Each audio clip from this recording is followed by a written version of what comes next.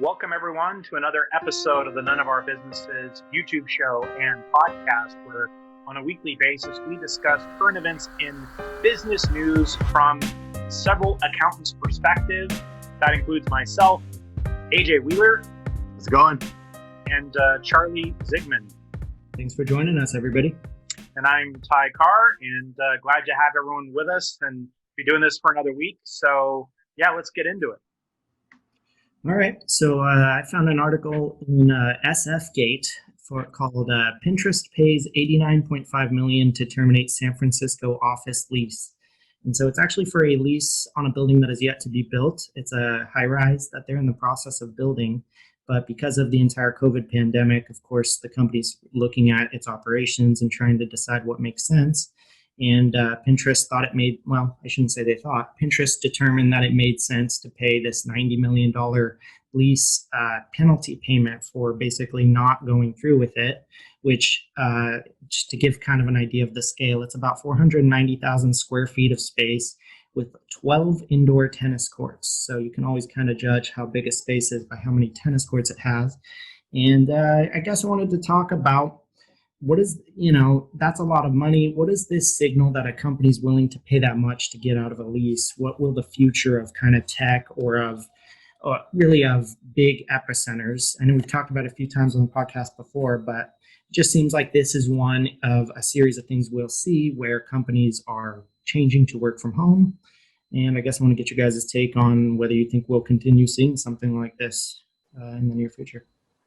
Yeah, I mean, I thought it was interesting from the standpoint is that it makes it tangible. It's not just theoretical. I mean, to see that much money being paid to get out of the lease, it's like they're making a bet here that's the way they're going to be operating, that they're not going to be needing that kind of office space anymore for a while at least. And so I think it is just a harbinger of what's happening and what's coming in the commercial real estate space and in how people work. And like you said, we've talked about it on prior episodes, but it seems like events like that, and I think ideally we'll just keep tracking them as they come up, but events like that just seem to make it even more real for me. That's all.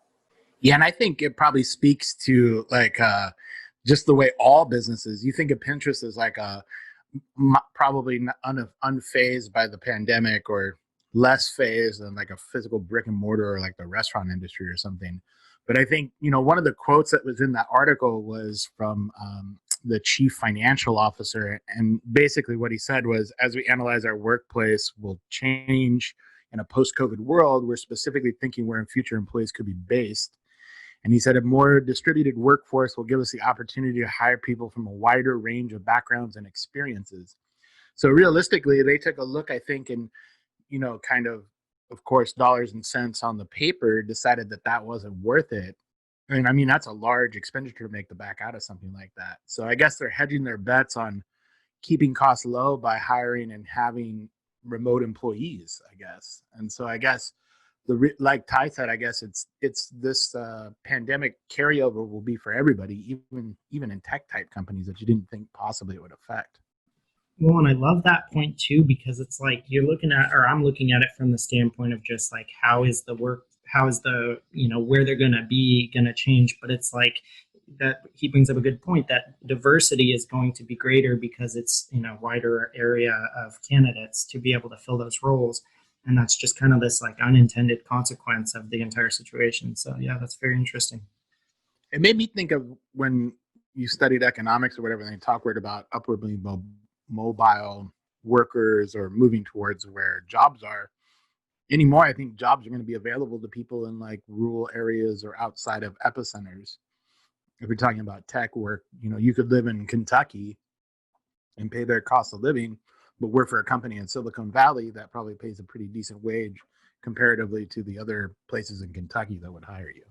So I think it's a good opportunity for workers across a geographical landscape.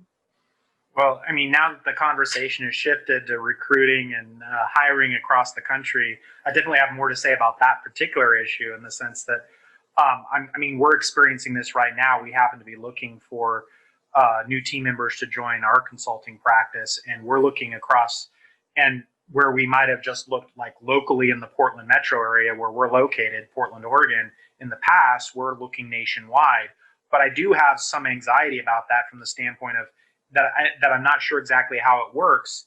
I think that as this new operating environment happens, a small business like ours, I'm interested in seeing, are there ways that our networks are going to shift to being kind of national networks? Because the problem that I have is while I'm opening the search up nationally, I think I have to say honestly, there's going to be a natural bias for somebody who's more local, not because I need them to be local for the delivery of services, but because my network is local. And so my ability to vet a candidate is just so much better in the local environment. A lot of candidates who are in the Portland metro area or in Oregon have gone to Oregon schools. I know, a lot of people from the Oregon schools, from the professors to the employers to a lot of students from Portland State University, which graduates so many different people in our networks here in the Portland metro area. And then of course we know lawyers and bankers and other CPAs and other accountants. And so when you're recruiting for an experienced person, if I'm recruiting out of the Portland market, there's a pretty good chance I know multiple people that might know who that person is and know their qualities if I don't already know them myself. And so there's a huge advantage to that as an employer, to being able to understand and vet whether that person is good for your team. And so I've been thinking about that in terms of, okay, I'm opening this search up nationally. I'm going to be talking to people outside of this network. Is there going to come a day with the way we're operating remotely where I actually have a more national network that gives me that same kind of comfort that I would have in this local network here in Portland? I think it speaks to those, I guess anybody, not just CPAs, not just looking at our own profession, but any profession that's been networking a nationwide kind of social media networking outside, before pandemic, outside of their traditional handshake kind of local connections, to be able to do that. And I think traditionally probably CPAs, or at least accounting folk in general, have probably been more of an in-person kind of handshake local network. Even if you are technologically advanced or behind as far as like branding or media or anything like that, I think that stuff was probably aimed at the consumer and less at peers, where your peers were probably close by and face-to-face kind of interactions. So I think it will be interesting to see where that goes and what the shift will be, because I don't think the story's been written yet. Yeah, and I think for us, we're kind of in another interesting position because our client base would also be more likely to be local as well. And I think some businesses have a more international base. And so for them, it makes more sense to consider bringing somebody out from another jurisdiction or place. But yeah. Well, but I would argue on that point, the reason our client base would be more local is because our network is local. So I mean, that all fits together. It's the same. It's just the other side of the same issue of, is there going to be an opportunity here to create more of a national network? If there is, not only would that facilitate hiring people across the country, but it should also facilitate gaining the trust and new clients across the country as well, not just in the Portland metro market. Yeah, that's very true. I think that's a good point. Yeah, it's a good reason to consider, hiring somebody from another place. All right, so I've got another article we can talk about. Let's see. So in the Philadelphia Inquirer, there's an article called COVID-19 Makes Boat Sales Soar as Families Seek Social Distancing on the Water.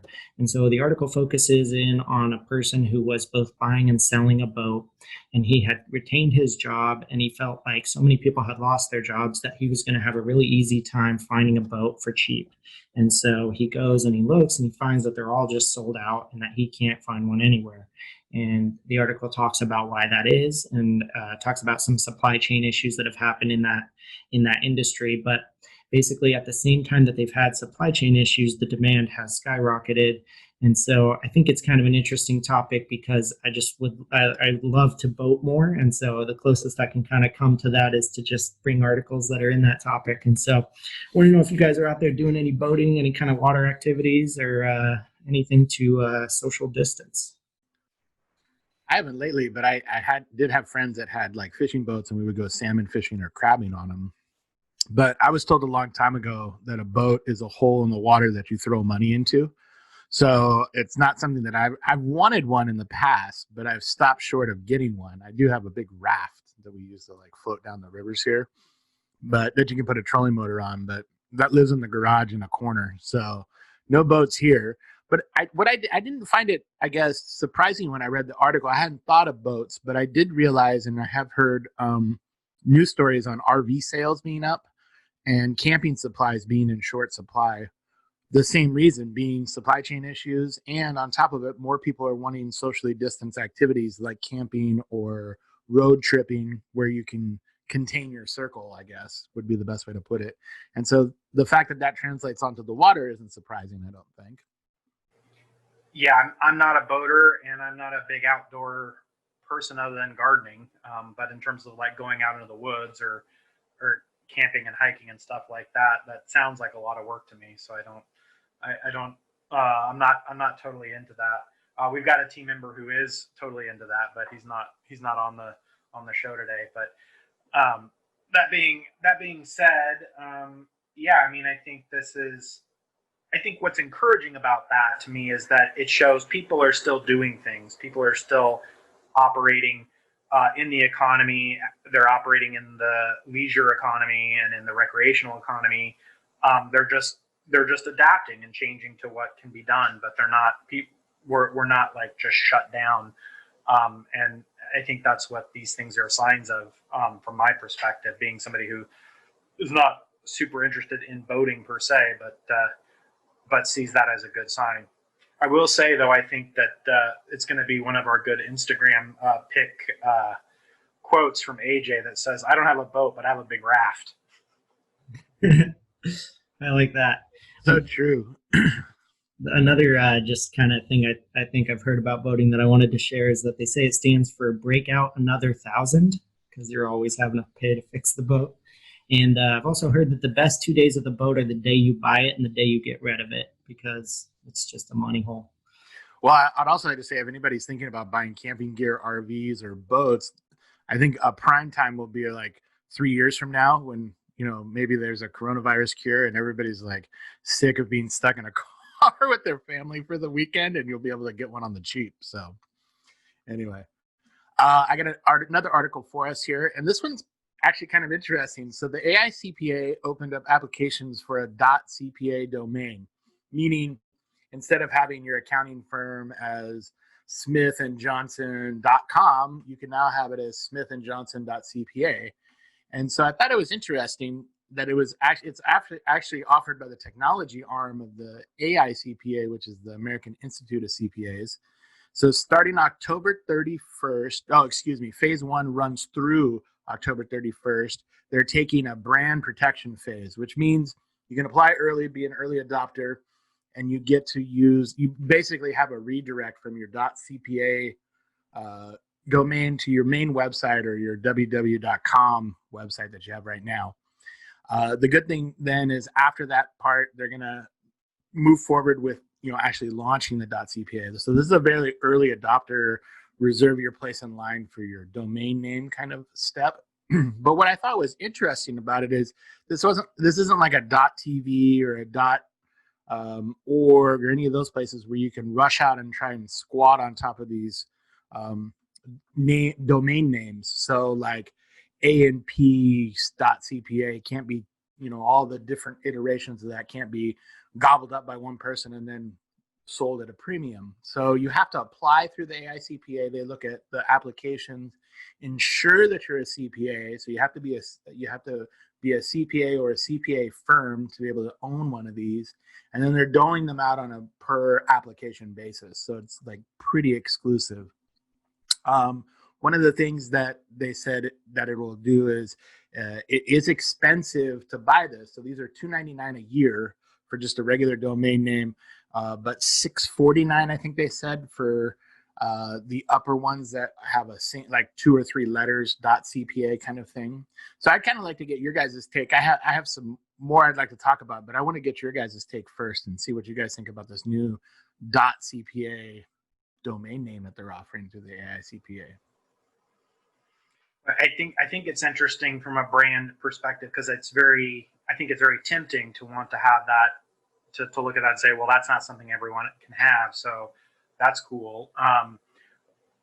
I think what is interesting about that is that when you look at large CPA firms, there's been this kind of ebb and flow over the last couple of decades of firms wanting to brand themselves as CPA firms, and then firms wanting to, on the flip side, somewhat disassociate themselves as being CPA firms, which is almost a weird thing to say, but it comes down to the fact that CPA firms and CPAs are often trying to do more kind of advisory type services and do something that's broader than the regulated services that you expect from CPA firms, such as audits, reviews, tax preparation, and so on.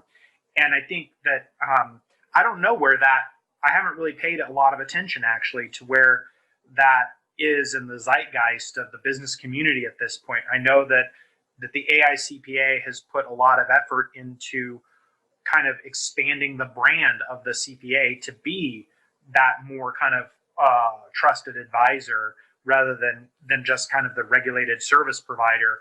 And so I guess what I'm saying about that is I don't know if they've been successful in that. I know they've been trying to do that over the last decade for sure, maybe longer, but as long as I've been paying attention for sure on that, for sure they've been trying to do that a lot over the last decade. And so I don't know if they've been entirely successful with that or not. And I think that would also inform kind of how many people want to then go out and put that .cpa on their domain names, right? If, I think it depends on how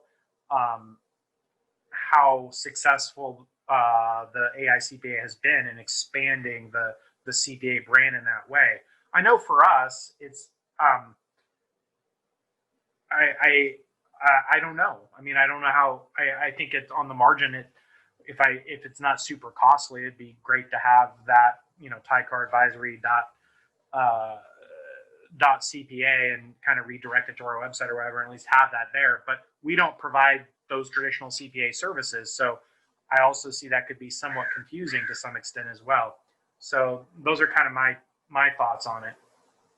Yeah, the main thing that I thought was interesting about the article is just it's interesting seeing the internet as a whole try to use a system like the AICPA and try to build that as a verification to make more legitimacy to kind of how those domains work.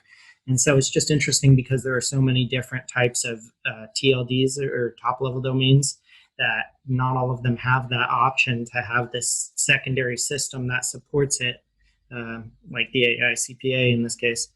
And so, yeah. That was interesting to me.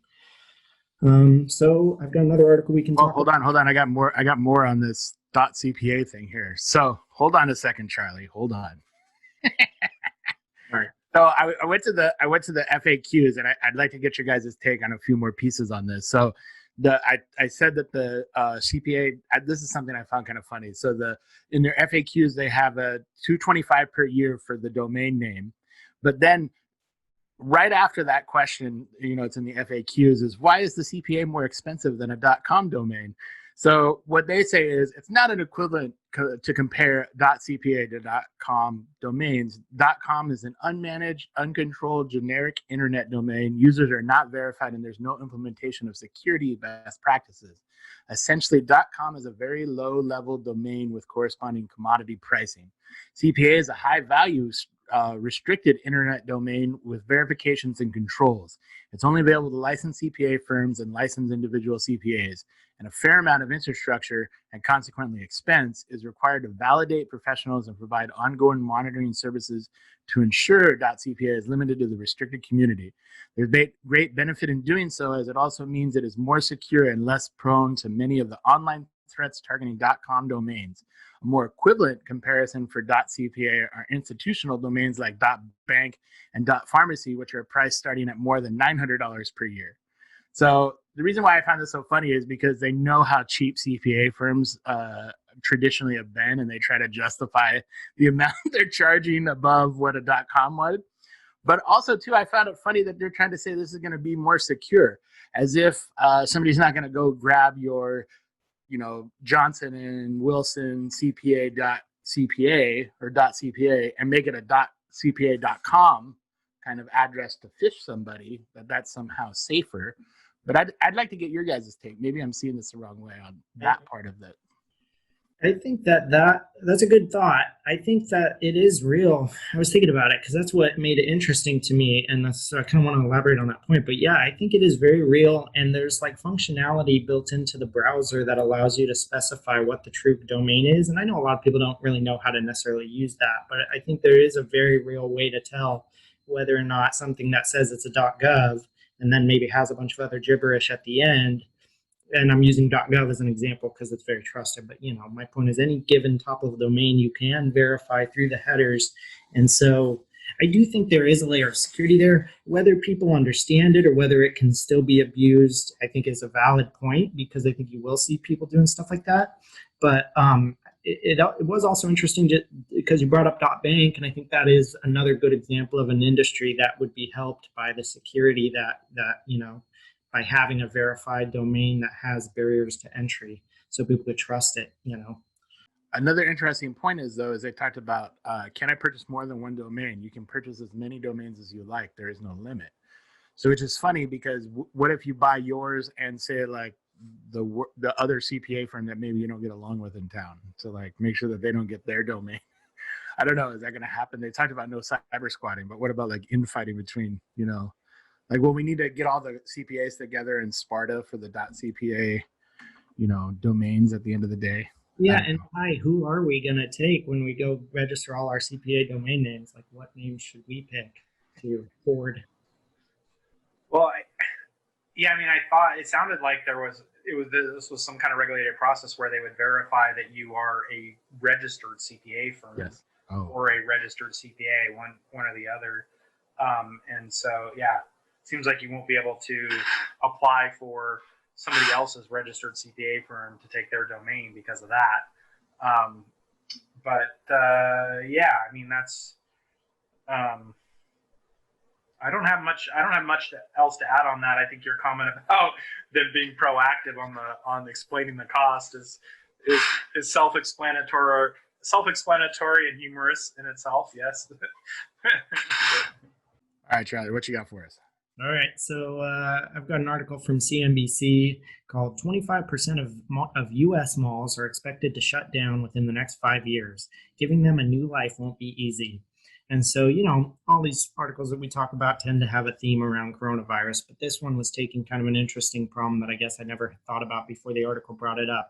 I've been thinking about the fact that malls are going to go away, or that it's going to be harder to fill that space.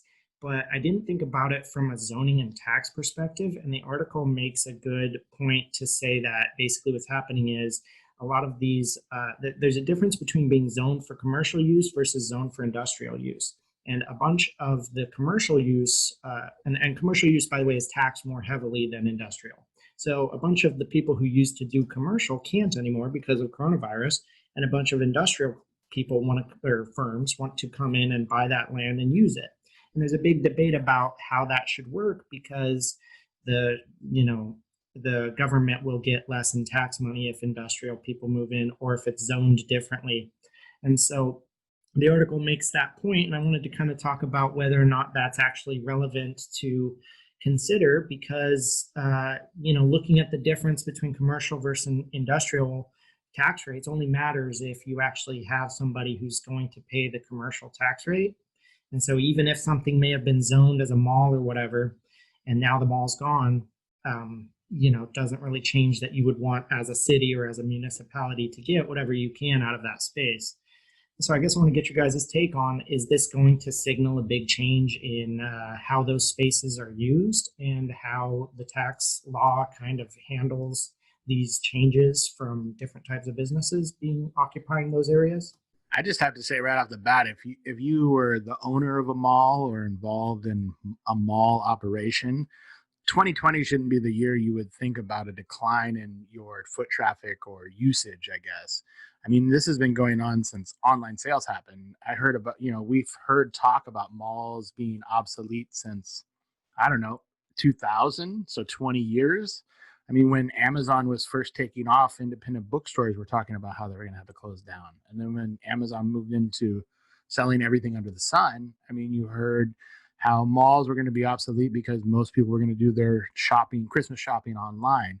It hasn't, and we talk about the pandemic being an accelerator. It might be an accelerator to that, but I would say I don't feel much sorrow, I guess, if you're a mall owner or you own malls, plural, and you didn't see this coming in some regard.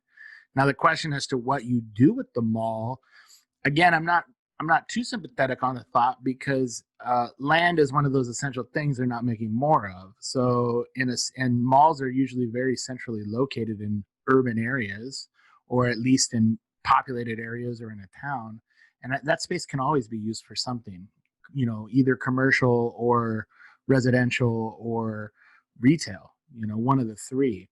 And it's on city governments to figure out how they're going to make up the shortcomings of the taxes difference that would be brought in based on zoning of those three type of industries or residents. So I guess all the way around, I guess, yeah, it's shocking to hear that number, but surprising. I don't know if it's surprising to hear because I think this has kind of been on the horizon for a while. Yeah, and I think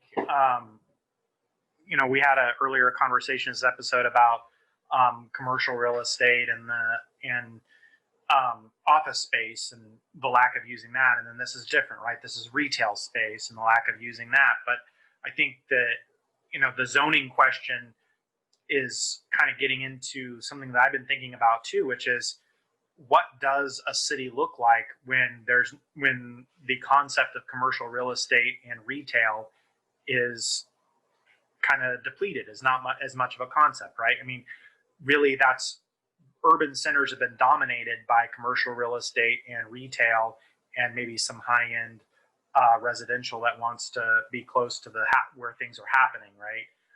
Retail and restaurants and things like that. So if urban centers are no longer dominated by are no longer being dominated by those things, they're not being dominated by commercial for offices and work centers, and they're not being dominated by big retail centers, then what are they dominated by? Are they dominated by more residential? Does that all get backfilled with more residential kind of piling into the same areas and locations? And I suspect there's probably answers to this to some extent because we've had other economic cycles, not only here but in other countries where they've probably seen kind of what happens to urban centers during times like that. So, but I don't know the answer to it. So it is an interest. It is something that I've been scratching my head on. Is living kind of close in the Portland metro area. What does a downtown Portland look like? If people quit going downtown for office work and there's and retail basically shuts down downtown, then what's going to be down there? What's it look like? What's it for? Does it have any appeal at all at that point? Well, I think it goes back to what happened in the early 2000s too, and I think it's the same conversation that was had back then. If you're a business, I think the commerce isn't going anywhere. It's not like the GDP is dropping. People are still spending money in retail, I guess, that house a mall. So maybe if you're going to have a brick and mortar location, you need to adjust what that brick and mortar location does. It's not just a warehouse where somebody come in or like a sales outlet that somebody can go in and view products. Maybe it's something that is linked to your online commerce, like what Amazon did with pickups in grocery stores. Essentially, do you make it a fulfillment center for your online brand that just needs a place for that somebody can come and pick it up instead of waiting for it to come to the front door if they need it immediately? So I think maybe the changing landscape that way. It's not like the retail dollars have gone away. Maybe it's just that there needs to be an update in what the brick and mortar experience is and what they're offering. Yeah, and I think it goes for every kind of stakeholder involved in it. So, like, for example, governments need to, react to this change. And so I think in a lot of ways they already are. I know I'm kind of speaking beyond something I'm qualified to talk about, but there's the entire Streamlined Sales and Use Tax Act trying to change how governments get their sales tax dollars. And to me, that's a good example of the government saying, hey, the world's changing, commerce is changing, we need to react to that. How do we make that easy? And I just think, yeah, we're going to start to see more initiatives like that in the coming years, because that's, like you're saying, that's the only way to really react to these type of changes. All right. My last article for the week is basically, essentially, it's a follow up on the payroll tax deferral that we talked about last week. So, just if somebody didn't see that part of the show, what it is this relates to Donald Trump's executive order to put a payroll holiday or payroll tax deferral is probably a better way to say it between now and the end of the year. And we talked about last podcast kind of what that means and how that is. But this is an article from CNBC, and it kind of walks through the 5 things you need to know. So 5 key things. So I'll just go through them, and then I'll get you guys' response if any of them are surprising or something you didn't know. So one is your employer may not offer the holiday. So this isn't a mandatory thing. Your company has to pay for it, and it's the employer, I think, that will actually decide whether or not this payroll tax holiday is advised by or undertaken in their payroll policy. 2 is, like we talked about, it's only a delay. So those taxes that are deferred will need to be paid back starting January 1st. And they talk about then number 3 is deferred taxes will be withheld in even amounts next year. So what they'll do is they'll sketch it out between January 1 and April 30th to withhold an even amount extra on each paycheck from both employer and employee for the deferred tax that was holidayed or deferred between now, September 1st, and the end of the year, December 31st. 4, or if you're getting a bonus, you may not get a deferral for each pay period. So the deferral applies only if the amount a worker earns under $4,000 biweekly, so $8,000 a month. If you're over $8,000, it's a cliff. You don't get to take the holiday if you make. So, for instance, if you make, $7,999 a month, you can take the deferral. But if you make $8,001 or even $8,000, then you wouldn't be able to. So those are the 5 things you must know. Yeah, I mean, I think the key issue. It's funny the way they said that, employers may not offer it. I think it's highly unlikely most employers will not offer it because it puts the employer at risk. I mean, the way this thing was rolled out, it has this underlying assumption that somebody who's working for a particular company today will be working for that company in Q1 or Q2 of 2021.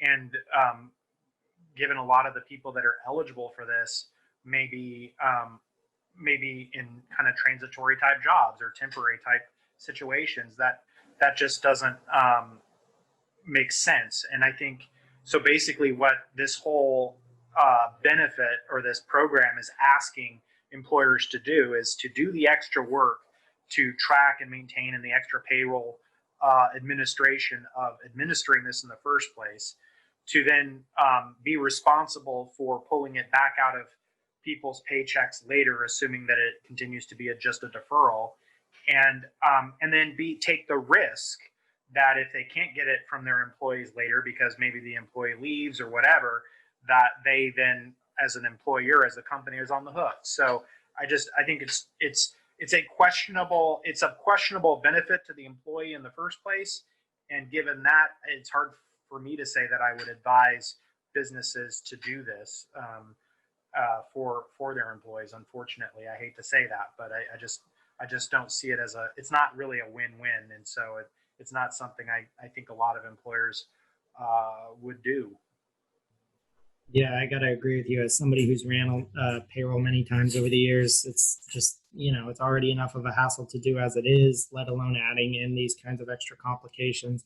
I think the cliff rule, while I may get that it makes it easier to administer, but it does make it kind of silly because it's that hard cliff. And especially he was talking in the article about, like, if people get bonuses that temporarily put them over the cliff, then that whole check doesn't count for it. And that's just one more headache in administering it. So yeah, it just doesn't seem like there's a big payout here. And I love the idea of kind of this forced 6% bounty of, like, where the guy works there and then he is getting his taxes paid, but he can quit and maybe get away with not ever having to pay that back. And so now there is like this built up bounty that happens on his own job as time goes on.